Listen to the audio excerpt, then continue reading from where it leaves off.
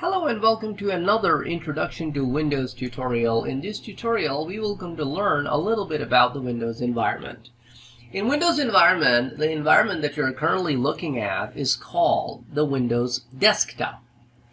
On this environment, if you see this kind of yellow folder-like icons, we call them folders. Anything other than that, which has a little logo or symbol to it, we call it an icon, which is a file icon. So icon, by definition, pretty much mean a representation on which you can click, double click, right click. It basically tells you what this item is all about.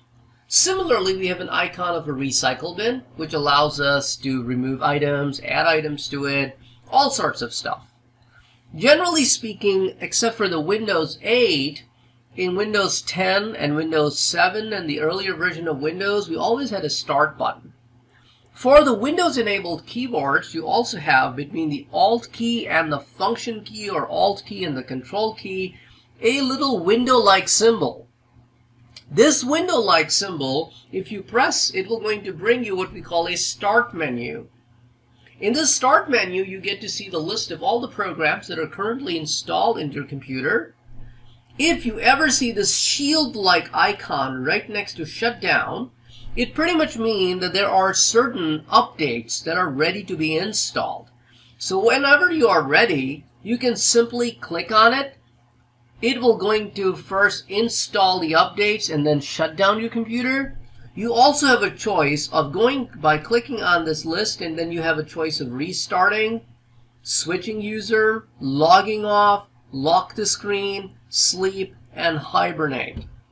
So this allows you to be able to install updates. Now Windows generally sends updates every week Tuesday. So on Tuesday, if you do not happen to install an update, it probably have this shield-like icon.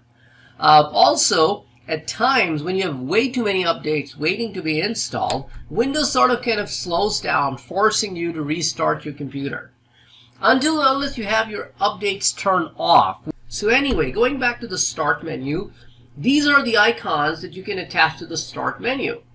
More applications can be found under All Programs. The good thing is, under All Programs, first it lists all the icons, which are individual applications. Then, followed by that, it starts listing folders. The good thing is all the folders and all the files are alphabetically organized in ascending order, so going from A through Z. So that's another good thing, that whenever you're looking for something, just alphabetically come down. If it's not in the files area, it probably will be in folders area.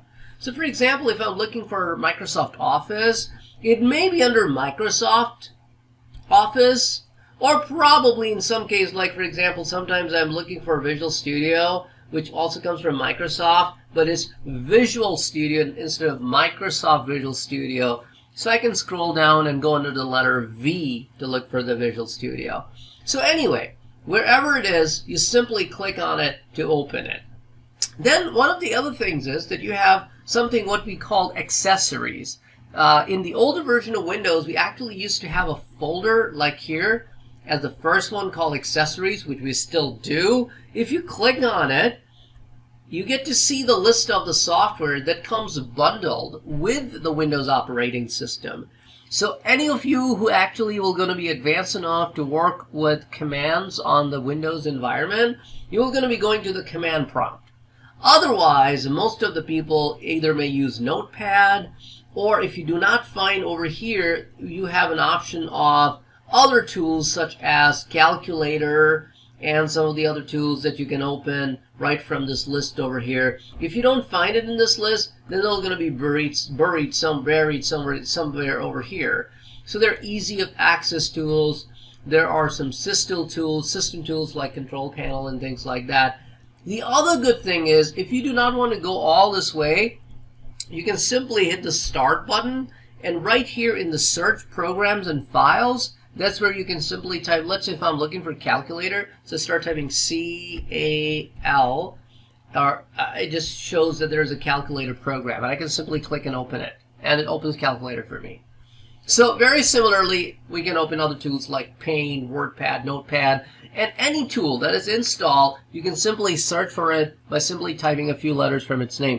So that's a little bit about the environment of the Windows operating system, just to get you started. Thank you for watching. Have a great one.